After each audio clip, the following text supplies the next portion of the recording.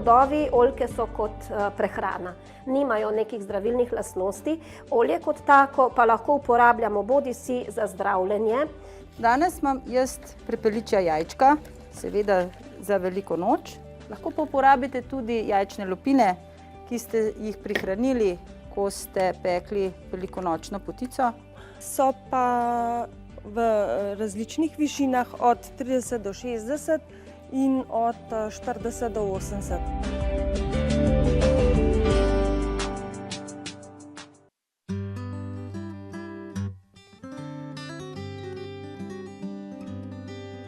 Letošnja zima se kar nekako noče posloviti, ampak vseeno zopet sva notri, ampak bova govorila o toplih sredozemskih rastlinah, če jih lahko tako imenujem. In ti dve rastlini sta oljka in pa rožmarin. Pa ne naključno, ne? Zato ker prihaja velikonočni čas in oljka kot simbol miru je sestavni del butaric in pa oljčne vejice nosimo na cvetno nedeljo v cerkev na blagoslav. Ta je sicer že kar malo suha. Suha, letos bomo dobili novo. Tu imam pa eno oljčno drevo sicer doma, ampak je to zimo kar odpadlo listja. S tem pa kaže tudi to, ne. Sredozemske rastline naj bojo ob morju, tu pa je vseeno boljše. Pri nas pač malo bolj trpijo, ne. Pa morda nekaj o oljki, oljčnem olju. Oljka je staro drevo, pravijo, da naj bi doživelo tudi 1000 let življenjske dobe. V zdravilne namene uporabljamo lahko liste, pa seveda v prehrambene namene oljčno olje, ki ga lahko uporabimo tudi za zdravljenje, bodisi notranje, bodisi zunanje. Pa kot zanimivost, slovensko oljčno olje je dosti boljše kot olje, ki raste v toplejših krajih oziroma uspeva v toplejših krajih. Razlika je v sestavi teh mononasičenih maščobnih kislin. Naše slovensko oljčno olje ima teh maščobnih kislin bistveno več in tudi razmerje med oleinsko, palmitinsko in pa linolensko, ki so vse poznani antioksidanti in pa imajo tudi protivnetne učinke, je v slovenskem olju boljše. Temu botruje verjetno to, kajti tu vemo, da je nekje najsevernejši del, kjer še oljka uspeva v Sredozemlju. Tako.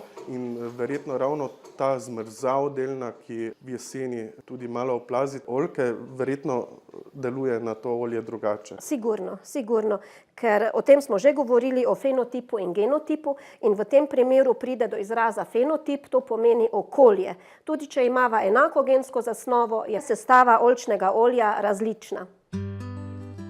Medtem ko plodove uporabljamo predvsem za pridobivanje olja, liste dodajamo v čajne mešanice. V ljudski medicini pripravljajo čaj iz posušenih ali svežih listov za zniževanje krvnega tlaka in krvnega sladkorja. Do 2 grama listov prelijemo z 2 decilitroma hladne vode. Povremo, počakamo 30 minut. Kako pa plodovi oljke vplivajo na telo? Zdaj, plodovi oljke so kot prehrana. Nimajo nekih zdravilnih lastnosti. Olje kot tako pa lahko uporabljamo bodisi za zdravljenje določenih obolenj, predvsem prebavnih težav. Najbolj pa ga uporabljamo zunanje.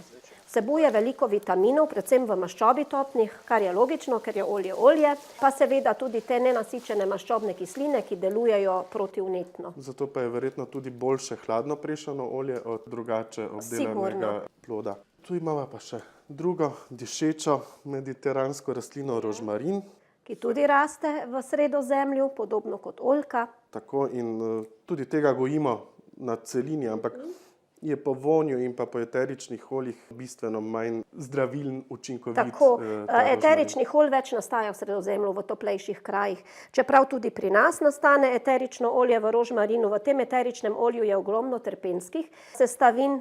Zato bova danes pripravila en izdelek, kjer bova uporabila oljčno olje in pa liste rožmarina, ki jih bova nasekljala, namočila v olju in tak izdelek lahko potem uporabljamo zunanje za lajšanje revmatskih težav. Za masažo. Pa še ena zanimivost pri imenu, ne? Ja, Rosa moria, Rosmarinus officinalis, Rosemaris. Zelo lepo ime ima in če se spomniš poleti na morju, tam, kjer raste rožmarin, res diši. Rožmarin je simbol mladosti in so ga že v starem Rimu in stari Grki uporabljali, ker so verjeli, da je v njem skrita večna mladost. Prav tako ga še sedaj uporabljajo v poročnih šopkih na Bavarskem, ravno zaradi tega. Zunanje pa rožmarin ne samo, da deluje protivnetno, poživlja tudi krvni obtok in bi lahko pripravili kopel iz rožmarinovih listov. Pripravili bi jo pa tako, da bi 50 gramov listov na hitro prevreli v litru vode in potem to dali v kopel. Ne priporočam pa te kopeli v večernem času, kajti rožmarin poživlja krvni obtok in bi potem bilo spanje slabše, moteno. Dragica in Sebastian sta narezane liste rožmarina prelila z 2 decilitroma hladno stiskanega oljčnega olja. Liste bi lahko uporabili tudi za čaj. Pri tem 2 grama listov prelijemo z vročo vodo, počakamo 15 minut. Dragica pove, da rožmarin poživlja organizem, pospešuje presnovo in varuje jetra. Ne priporočajo ga nosečnicam, dojiljam in epileptikom. Dnevno ga lahko užijemo do 6 gramov. To delava sedaj pač empirične izdelke, ne delava zdaj točno Ena proti približno. Ena proti približno, tako. Je pa rožmarin zanimiv tudi zaradi tega, ker lahko pripravimo rožmarinovo vino. V tem primeru pa damo 20 gramov narezanih rožmarinovih listov na liter vina, najboljše je belo vino, in potem to pustimo 7 dni ob občasnem mešanju. Da dozori, ne? Da dozori, tako, in potem to vino uživamo zopet za te dispeptične težave. Tako, sedaj bova pa to rožmarinovo olje prelila. Prelila v steklenico, ker nimava temne, bom potem steklenico ovila v folijo, da ne bo olje izpostavljeno direktni sončni svetlobi, kajti stabilnejše je in tudi pravilno hranjeno v temnih steklenicah. Kot zanimivost pa še to, da so pripravljali liker iz rožmarinovih listov, sestavina tega benediktinskega likerja, poglavitna sestavina je rožmarin. Sedaj pa še steklenico ovijeva v folijo. V starih časih so pripravljali tudi vodo z rožmarinovih listov za zunanjo uporabo, za masažo, ampak več sestavin gre v olje. In tej vodi so rekli madžarska voda, kajti madžarska kraljica, starejša sicer, ki je imela močno revmo, se je potem masirala s to vodo in čudežno postala mlajša. To bova sedaj dala na okensko polico, občasno premešala, pretresla in s tem oljem se lahko masirajo tisti, ki imajo težave z revmatskimi bolečinami. Kdaj pa je dovolj zrelo za uporabo? Običajno po 7 dnevih.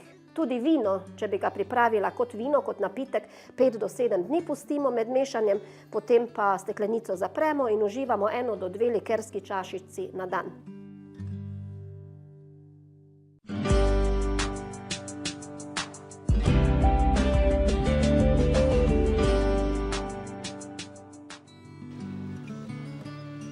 Rodovi orhidej Phalaenopsis cimbidi ali dendrobi, ki so priljubljene sobne rastline, domujejo v tropskih deželah. Pri nas v naravi raste okrog 70 vrst kukavičevk. Kakšen čeveljček bi lahko posadili tudi na svojem vrtu, vendar ne tako, da bi ga izruvali iz narave, temveč vzgojenega kupili v vrtnariji. Trenutno trži Antura 8 različnih cvetov, 2 manjša cvetova in 6 večjih cvetov, so pa v različnih višinah od 30 do 60 in od 40 do 80. Večji cvet ima večinoma tudi višji habitus. Prevladujejo nežno bež barve z dodatkom temno rdeče, povsem beli cvetovi, odtenki rumene in pa seveda bordo rdeč cvet. In te orhideje lahko preživijo tudi našo zimo na prostem. Ja, v bistvu nam je poznano orhideja kot sobna lončnica, ta pa prezimi na prostem in zdrži nekje do -20. To se pravi, da v vsej Evropi. Selekcionirana je bila iz pač naravnih orhidej v Evropi kot zaščita orhidej oziroma za novo reprodukcijo. Te vrtne orhideje posadimo na severno stran vrta, na senčne grede. Ne marajo vlažnih rastišč, ustreza jim prepustna mešanica ilovnate in peščene zemlje. Lahko jih posadimo tudi v večjo posodo, ki jo postavimo pred vhod. V bistvu smo pripravili spomladanski nasad, ki ga sestavljajo Molenbeekija, ki predstavlja nekaj daljšo rastlino, da pokrije nam lonec, in tudi dolga mačeha, viseča, volante z večjim cvetom. Potem te naše iskrivke, hojhere Zelo jih imamo radi, ker imajo zelo širok spekter barv. Zacvetijo sicer maja, spomladi so nam pa pač dekoracija, predvsem listi. Zdaj orhidejo bi dali na sredino.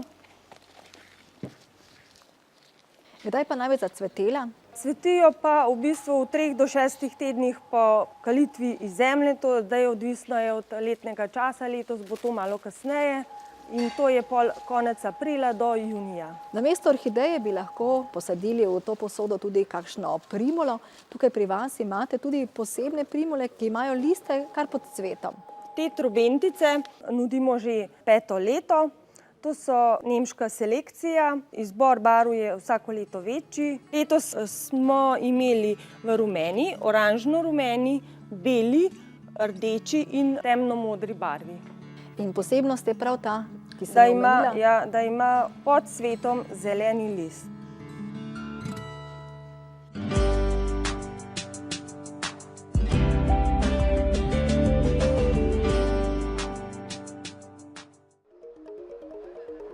Vermikultura je kompostiranje z deževniki. To je pravilen odgovor na vprašanje, zastavljeno v oddaji pred 2 tednoma.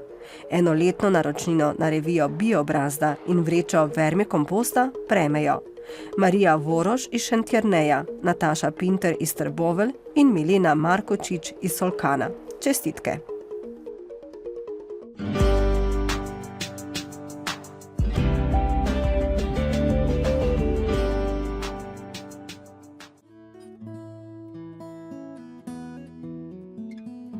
Velikonočni prazniki so pred nami. Upamo, da bo sneg šel izpred hiš in da bodo topli spomladanski žarki vseeno pokazali svojo moč. In tokrat želimo to pomlad prikazati tudi v naših velikonočnih aranžmajih. Kaj sem za vas danes pripravila? Naredili bomo velikonočni venček. Namreč poleg adventnih venčkov lahko naredimo tudi velikonočnega, da nas bodo pa cvetlice dalj časa razveseljevale. Bomo uporabili čebulnice, torej lahko so izlončene, kot smo jih že izlončili. Pripravili čebulnice, oprali, odstranili zemljo, pritrdila jih bom na sam obod in pa seveda dekorirala z velikonočnimi dodatki. Zdaj najprej, da pokažem, kako sem pripravila obod za velikonočni venček. Imamo seno, lahko slamo, ne potrebujemo nič palic ali kakršnega koli ogrodja, samo navijamo in dodajamo šope slame, ki jih ovijamo z žarjeno žico. Zaključimo tako, da naredimo zanko. Potem gremo na drugo stran in enostavno zavijemo. Konce žice pa obrnemo in zabodemo v samo slamo, zaradi tega, da se ne zbodemo. Sabina je venček ovila z debelejšima vrvicama iz umazano belega in svetlo-zelenega filca. Vidni vozli delujejo dekorativno. Namesto s filcem venček lahko ovili še z volno, ki jo najdemo doma, ali odvečnim blagom. Ko imamo pripravljeno to našo podlago, vidimo, da deluje popolnoma naravno, bomo uporabili že pripravljene vnaprej čebulice. Čebulice imajo ravno dovolj hranila, da potem tudi zacvetijo. Lahko jih v stanovanjih, kjer je bolj suho ozračje, malo popršimo z vodo, drugače pa ne potrebujejo posebne nege. Enostavno jih pritrdimo z žicami in v takem primeru nas pravzaprav ta žica ne moti, kajti to je sestavni del aranžmaja in čebulice enostavno pritrdimo po obodu, v notranjosti oboda. Skratka, prednost tega oboda, kot sem že povedala, je, da je narejen samo iz slame oziroma sena in vanj lahko poljubno pritrdimo določene elemente. Vedeti moramo, da so te čebulice tokrat namenjene samo temu dekorativnemu elementu v samem aranžmaju. Lahko jih poskusimo potem posaditi navzven, vendar so toliko ranjene, da verjetno ne bodo ponovno vzcvetele. Danes imam jaz prepeličja jajčka, seveda za veliko noč. Lahko pa uporabite tudi jajčne lupine, ki ste jih prihranili, ko ste pekli velikonočno potico. Tako da pravzaprav vse, kar vam je ostalo od razno raznih dekoracij, in pa tudi od peke uporabimo. Aranžma je končan, lahko ga imamo na mizi ob velikonočnih dobrotah, lahko pa ga postavimo pred vhod za naše velikonočne obiskovalce. Sedaj, ko smo končali velikonočni venček, pa lahko pogledamo, kako lahko košarico ali mogoče pleteno torbico dekoriramo tudi z lončki čebulnic. Kot vidite, sem izbrala ravno čebulnice, zaradi tega, da dalj časa opazujemo in uživamo v tej dekoraciji. Uporabila bom gobo, ki jo bom dala v samo torbico pleteno. Pletena torbica je zakrita z folijo, kar pomeni, da lahko brez skrbi zalivamo potem čebulnice, jih oskrbujemo z vodo.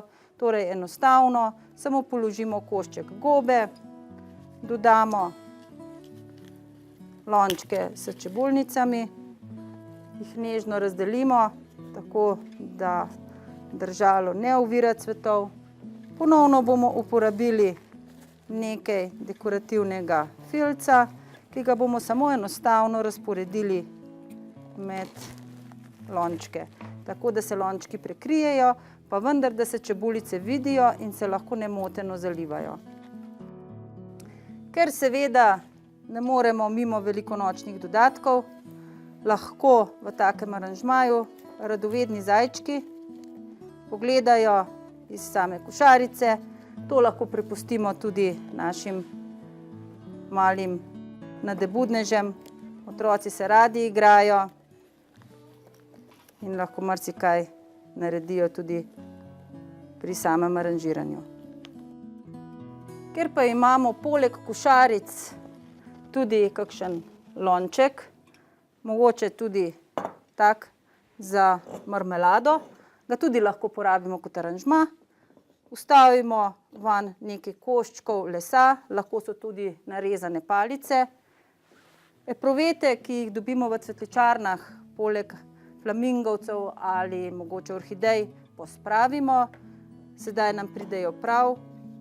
Vstavili bomo 2 epruveti z vodo. Namreč v lonček sem že dala tudi to velikonočno zeleno, nekoliko drugačno obarvano perje. Epruvete skrijemo med te delčke lesa, tudi kasneje z zelenim perjem, in dodamo pomladansko cvetje.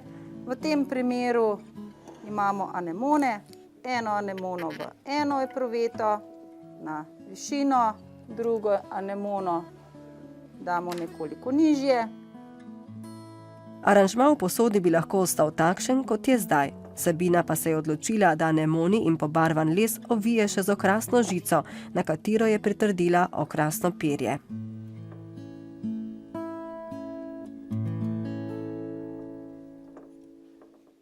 Danes bomo pripravili namaz za spomladansko poživitev telesa, in sicer iz skute, ki je polnovreden vir beljakovin, vsebuje tudi kalcij.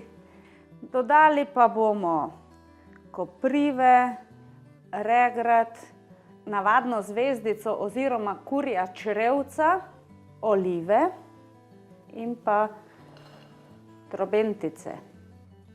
Skuta, če je manj mastna, je tudi dobro zdravilo za zniževanje holesterola in krvnega pritiska. Dodali bomo 2 žlici olivnega olja. Olivno olje vsebuje veliko vitaminov A, D, E in K. Tudi pomaga telesu vezati, predvsem vitamin E v organizem. Koprive bomo drobno sesekljali. Spomladi je sploh dobro, da si privoščimo čim več zelenih kopriv. Zdaj bomo dodali skuti.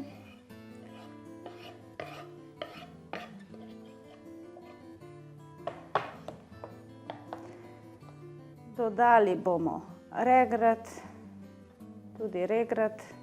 tudi ta čisti kri. Vsebuje zelo veliko železa, tudi to dodamo skuti. Dodali bomo navadno zvezdico oziroma kurja črevca.